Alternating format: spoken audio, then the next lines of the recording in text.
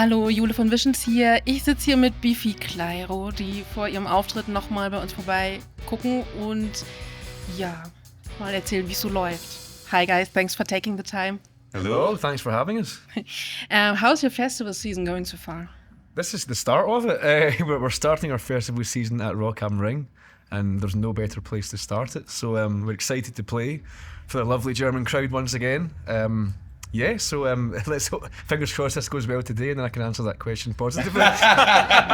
Okay.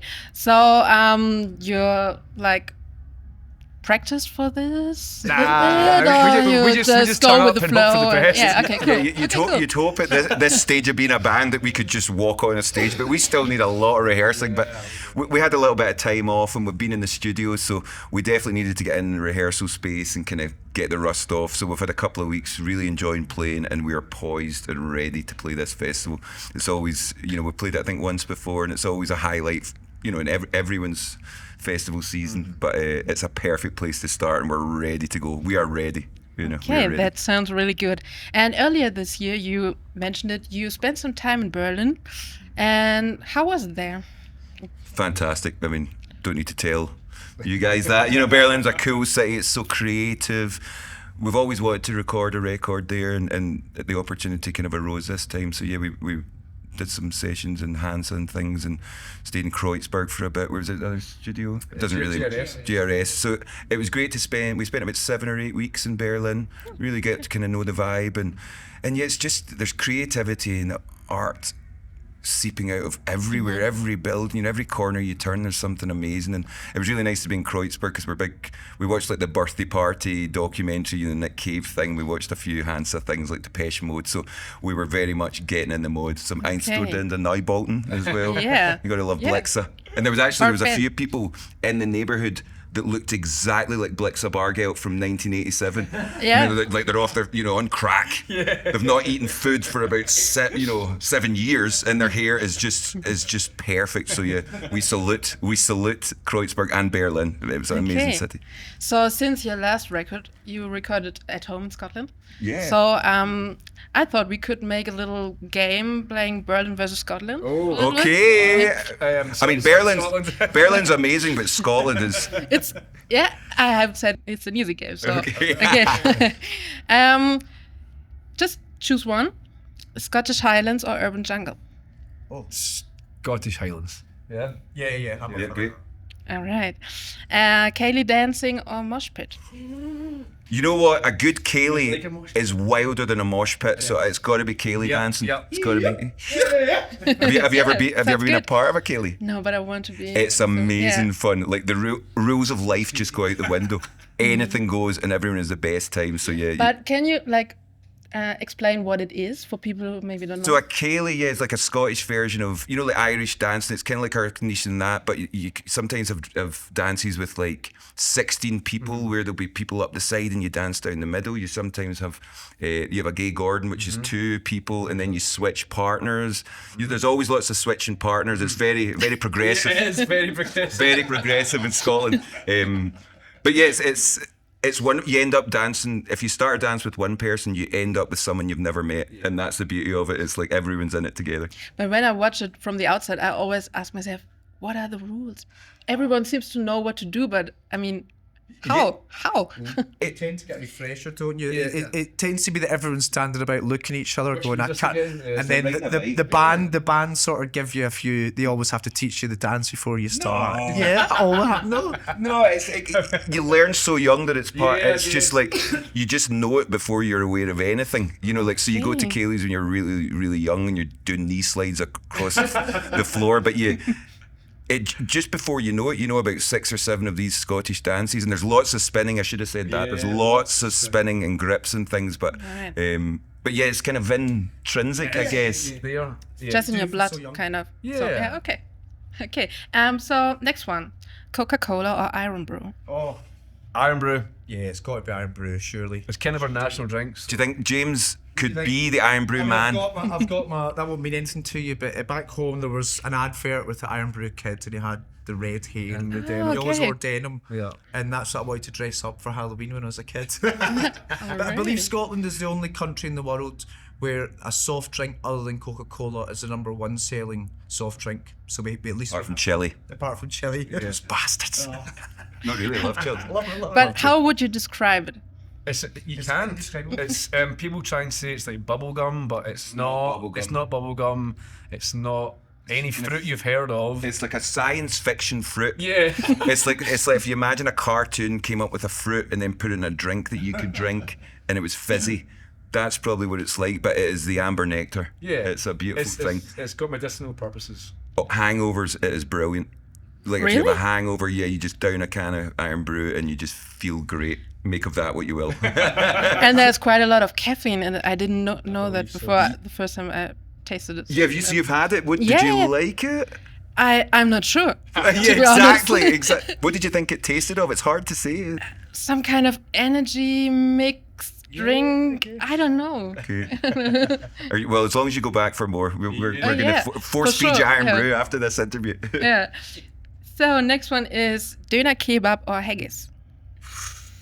Both have their pros and cons. I would say haggis purely for the kind of spicy quality it has. Would you reckon haggis? They're both sort of mystery meats. They are mystery. You're not quite sure what you're eating, which keeps it exciting at least. Being Scotsman, we got to see haggis, so I I think think we have to see haggis. When we used to go out together when we were teenagers, when we came back drunk, you get tins of haggis, and this sounds so horrible, but that's what we used to eat when we came back in at 3 a.m. drunk. We'd be like, get the haggis out, and you're sitting just spooning mouthfuls of haggis. So, and it makes you feel less guilty than a doner kebab. So, Perfect Oh, snack. okay. And with Iron Brew and You the hangover always, is gone. Always with Iron Brew and haggis. you're going to explode in a tartan bloody mess. If you have an Iron Brew and haggis, you're going to be a tartan mess. Okay. Growing a kilt. Okay, so there are quite some rumors, but I think it's tastier than most people think. Oh yeah, it's gorgeous. So, It doesn't matter what it actually is. Okay, it's what it tastes. I mean, think about a sausage. You never know what is in a sausage. Like a nice bratwurst, you don't really know what's in there. Yeah, okay. But it tastes good. That's haggis, except with it's not in a sausage form. It's just like Okay. loose. It's about using the whole animal. Before that was cool. Yeah. But there is quite No, some it's the myth tail eating. about the animal, Yeah, right? I mean it's intestines and things. Yeah. as well, and it's got everything that you probably don't want in there, but it makes sense once you put it in your mouth. Like a lot of things in life. What are we talking about now? Yeah. Okay. And let's stay in Scotland for a bit. Scottish cider or Scottish whiskey? Cider. See, Cider? Do you James say loves a cider? nice whiskey. I would say Scotch whiskey. I think it's got to be. I can't even think of Scottish cider, but Scotch whiskey without an E. Yeah. Yeah, sure. there you go. And more like Speyside or Isles? Nice. That's going in You're layers. I'd probably say Speyside because in some ways that's where we went to sort of birth this album. We went up there to work on some songs in a town called Aberlour, which is right in Speyside. So now that you mention it, I think we'll probably go Speyside. Yeah, me too. So, yeah, back to festivals. So that was that. I think Scotland is the winner here. Well, we're all winners. How about we're all winners? We're all big Yeah, winners. yeah, that's good. That's good. And going back memory lane, what was your first festival as a visitor? We're kind of lucky enough that this band's been a thing for quite a while. So our first festivals, we were actually playing the festivals.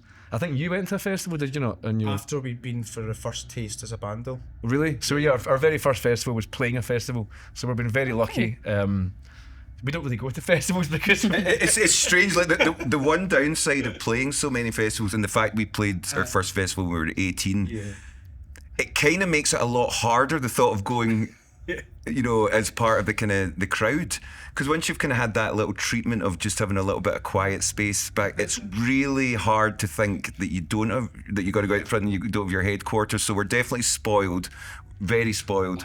But yeah, it was our first festival. Was where we got signed to our first record deal. We played we won a competition to make it to play the festival in the small stage, and a record company saw us and signed us. So that was the kind of start of our journey. The very first festival we played was the start of our journey. And we're still on that bloody journey. And what about the best festival set you ever saw? Like, oh, there's a few. yeah, maybe you can name a few. I mean, on that first festival we played, we saw a Scottish band, Mogwai, and that was probably the loudest gig I've ever been at in my life. All right. And I previously wasn't that fond of the band, but that gig completely changed my mind. So I would say Mogwai. Nice guys. At the Park. Lovely guys, man. I'll go with At the Drive-In.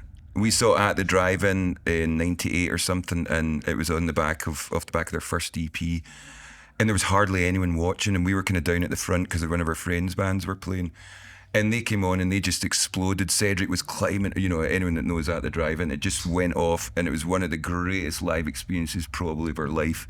And it was just kind of showed you the energy that rock music had. That was in an era when Britpop was massive and nu metal was just coming through. So it was really nice to see a punk rock band that just cared and meant it. And then again, anything else? Yeah, I think one of the most memorable ones is that we talk about the power of rock music to sort of revitalise people was see Metallica at a Reading Festival many years ago, where I think, Simon, you'd been not feeling that great. And then Metallica started up and suddenly, like a phoenix, he just rose. Hey, they revived you. Yeah, Amazing. I was like lying and just oh no, and then Enter Sandman kicks It was just like, it was like, I mean, this was in the dressing room backstage, so it was like just amazing the power of music to bring it back to life. Yeah. Okay. And what was the best festival gig you ever played as a band? So far, you haven't played today, so it's not over yet. There was one back in the day. It was one of our first times on outdoors on a big stage at Tea in the Park in Scotland, which was the kind of national festival at the time, and we were super nervous, unsure if we really fit in, which is pretty much how we feel now. But to receive such a warm response from the audience was really an amazing feeling, and it felt, I dare say, that we felt at home at that point, and it was maybe the first time we'd had that at a festival, so a really kind of warm memory for me, and one that I always hold on to. I guess I think one of the first festivals we headlined was Reading and Leeds, which if you come from the UK, well, that's a good reaction. If you come, it's such an important part of, we were kind of 90s kids, so when we were growing up, Reading came into its own and became such an important festival. So to finally headline that, and it's like this weekend where there's two sites, it's Reading Leeds, so you have the nerves of the first night, but then you get to kind of enjoy the second because you're doing it again. So it's a really beautiful experience, and I don't think we ever imagined we would hit those kind of heights on a festival. So it was the first time we were like, wow, we just did it, and I think it went all right, so we kind of got the hunger to play the big stages at that time. Okay. Is there something like the ultimate festival song? It's got to be a Biffy Clyro song. Yeah. I mean, it could be Mansions, Captain, Men in Horror, I don't know. All the biggies. You can try it out later. Yeah, no, let's see. Yeah. Don't film. Be a man. No one's filming this, right? No. It's very small. I don't know, festivals. You know what? I can't believe I'm about to name check Arcade Fire after all they've been through. But back in the day, that song "Wake Up," when they played that in 2003, it was one of the most transcendental moments I've ever seen at a festival. And it's a damn shame, all the drama and everything, and how he's kind of conducting himself. But that song is just it's like it came down from God himself and herself, itself, their selves, and just like blessed us. So it's still, I know that even today, if I heard that song out there, I would just feel this kind of, I don't know, my heart would just burst with joy. And I do think that's a wonderful thing. I think that's what's great about music, art from the artist and all that. But that's just a classic song. That is. Well, in fact, it's not a festival classic anymore. Sorry, I've just named the one that actually no one will be comfortable to sing along with. Keep on rocking in the free world. There you go. Well. Correct. It is too long. When you're waiting to go on after Neil Young, that is the worst song. Yeah, keep on rocking. Yeah, when he's doing a 17-minute version and you're waiting to play after him, that right, last 7 minutes can be a long. It's like microwave minutes. Exactly, micromints. Yeah. So, last question: What's on the bag this year for Biffy Clyro after this festival? Well, that's a nice way to put it. We have a new album on the bag that we're just about to introduce to people. We've got a new song coming out next week. That's the first taster of what we've been up to in our new album, which we spent the first 6 months recording in beautiful Berlin.